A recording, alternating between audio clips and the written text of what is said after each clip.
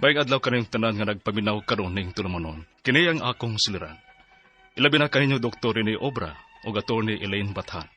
Ingon man sa mga artista nga maghata og kinabuhi ning akong suwat suliran. Tawagan lang ko ninyo sa pangan nga Pablo, 60 anyos. Buwag sa asawa ug may duha ka anak. Usa ka lalaki ug usa ka babae. Pulos na kini sila minyo. Taga Mandawi City di ay ko og punto medikal ug behavioral kining akong suliran. Kabahin kini sa anak kong babae ug sa iyang mga anak. Aron inyong hisabtan, ingon ini ang mga panghitabo.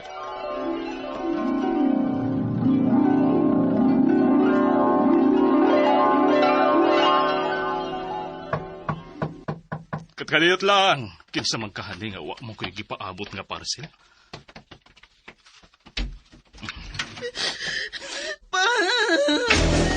Uy, Lizel? Kanang ingon anago ng imong hitsura. Uy, nangaunsa man taon mo. Unsay nahitabo ninyo? Dayon di ay tuod mo. Sud, kadaghan ba ng inyong daang gamit? Naunsa man di ay mo?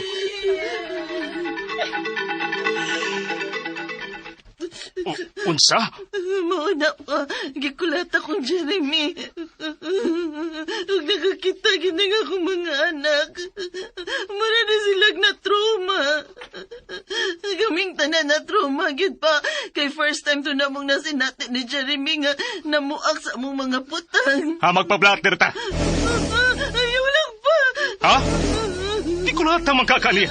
Oo, pero tungod ra sabto sa akong pagtubag-tubag niya, maong nadapatan ko niya. Ani lang una mi pa ha. Di lang una mi mabalik sa Mumbai pa. Unsa?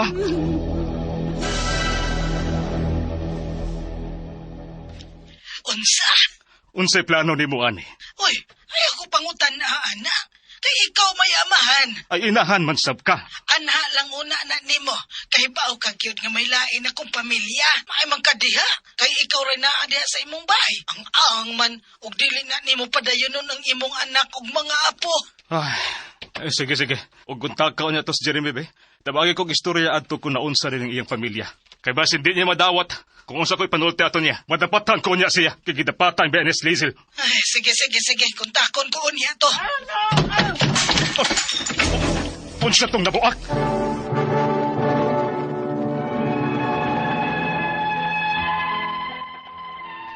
Malinaw na unta ko sa akong bahay, bisan naginusara na lang ko. Wa na lang sab ko mangita og lain. Sukad mi nagbuwag sa akong asawa.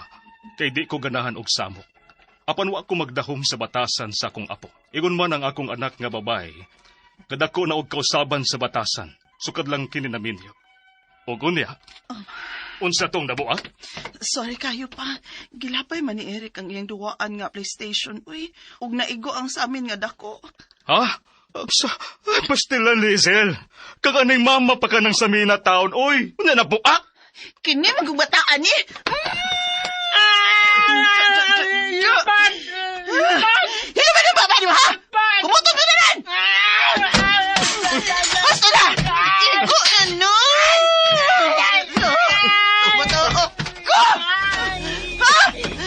Gusto na mo, anak! Gusto na!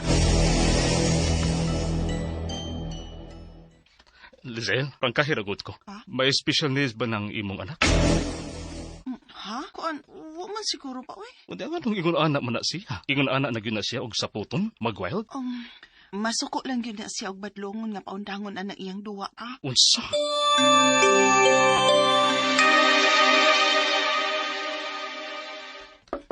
Eric, musod ko sa inyong room, ha? Katagod ang inyong room. Asa man si mama ninyo? Eric, paminawa una ako. Undang nga una ng imong duwa diha. O i-fix ng imong mga things nga nagkatag. No! Kanong masinggit man ka? I don't like you! You're bad! You're bad! You're bad! Unsaan man kuno na ako ng bataa pa? Akong patyon? Maobag yun ay buot akong ipasabot. Ang ako nga madungon ni mo siya, tudloan sa mayong pamatasan. Kaya hangtod ako, yung singkahan. Wala lagi kay mahimong anak niya pa. Ingon anak na yun na siya. O ayaw kong pugsa sa pagbuhat anak kay naglabad na ni kong os mga problema. Ha? Lagot ka! Ginoo ko! Ang unsa man ang inahanak anak! Diesel! Wala ko makasabot kung unsa ning akong anak ug mga apo nga niabot sa bahay kay nag-away ug nagbuwag sa bana. May nakaingon nga depression ning sa akong anak tungod sa nahitabo nila sa iyang bana. Apan kining apo ang nakapasamot og kalibog nako. Ang akong mga pangutana mao kining mosunod. Unang pangutana, ang akong apo dili nako mabadlong sa pagsigi niya og duwa og cellphone ug kanang PlayStation. Ingon ana na bagyod ang mga bata karon? Unsa man ni sila pagkontrol nga masuko ug mag-wild man? Ikaduhang pangutana. Manghagis ang akong apo kung akong badlungon. Mamuak sa mga butang. Ug ang tan-aw niya nako bad kuno. Tuna ba ka ni siya diferensya o special needs? Unsaon pagsuta? Ipa-check up ko ka ning bataa?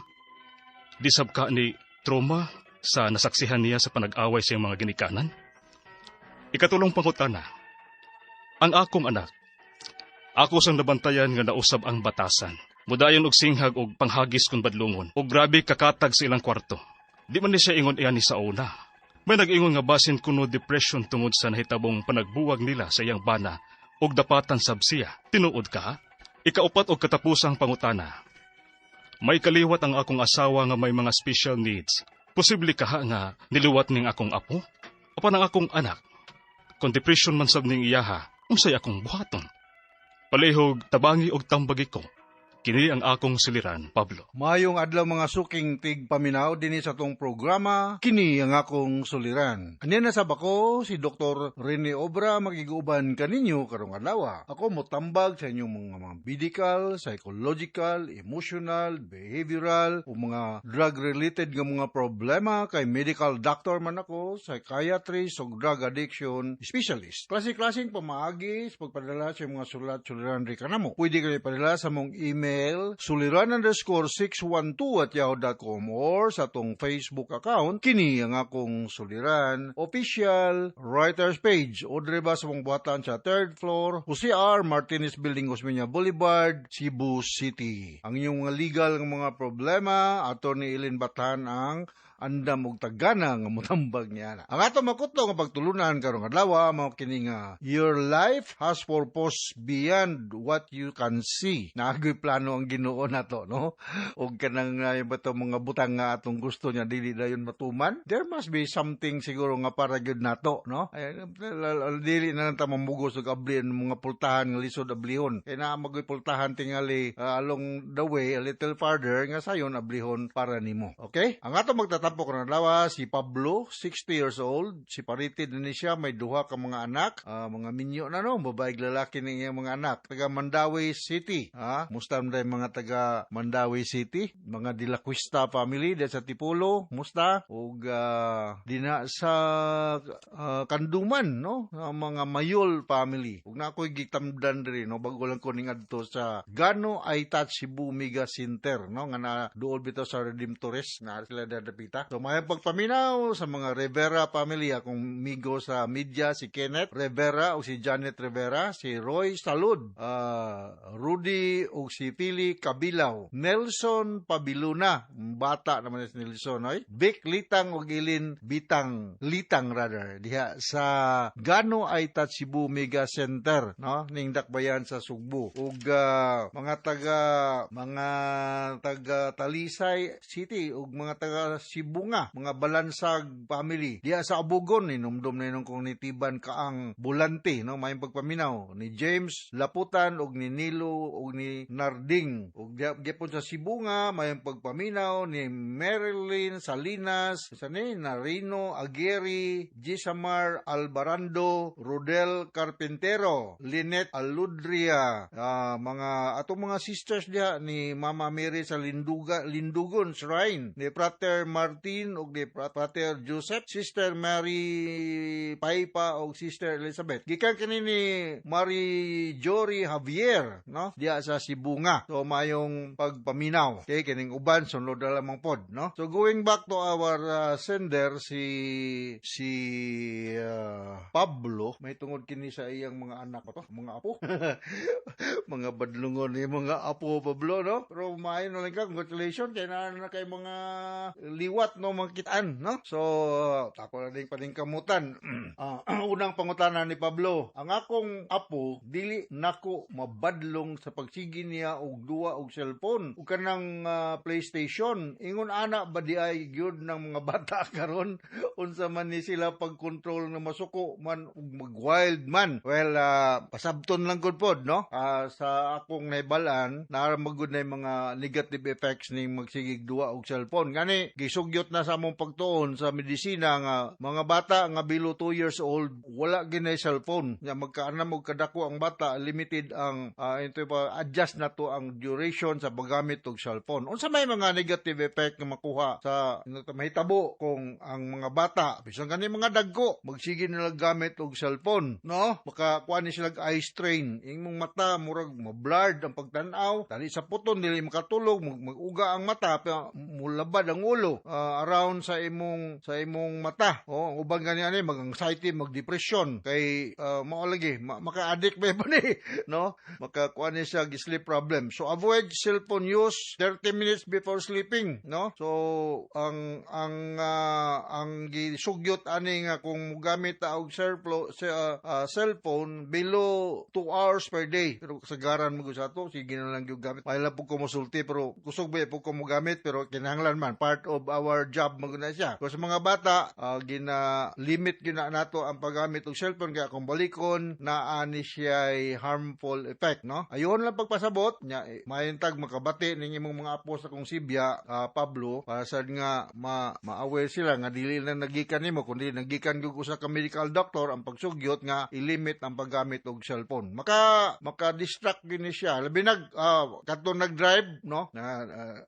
Daily ni related sa mga apo ni Pablo. Pero katong mo-operate og machinery, labi na nang mag-drive, please, ayaw gyud din taon pag text siya og mag-drive kay mo na hinungdan nga makadali kita makamit og motor vehicular accident, no? Sunod nga pangutana, manghagis ang akong apo ko ng akong badlungon, mamuak sa mga butang ug ang tan-aw niya nako bad kuno ko. Do na ba siya ay diferensya sa iyang special needs? Unsaon pagsuta ipa-check up ba kaha ning bataa? Di sab kaha ni trauma sa na-stuck sa ni? Na-stuck niya sa panag-aaway siya mga ginikanan. Usa po na siya, no? Mabiyen na traumatized ng mga bata ang sigig away ang mama ug papa. Kunani siya mga rebellious nga attitude, no? Napay gitawag nato Pablo ning mga kabataan og conduct disorder. Unsa man ning conduct disorder? Kini siya mo ning mga bata nga dili gyud motuman ug unsay isulti sa mga elders diha sa panimalay. Mo ni sila mahimo nga anti-social later on kung moabot na sila edad lampas sa 18 anyos. So samtang sayo pa kinahanglan mo ning ipa-check up ug usa ka developmental pediatrician para ma-corrected ning iyang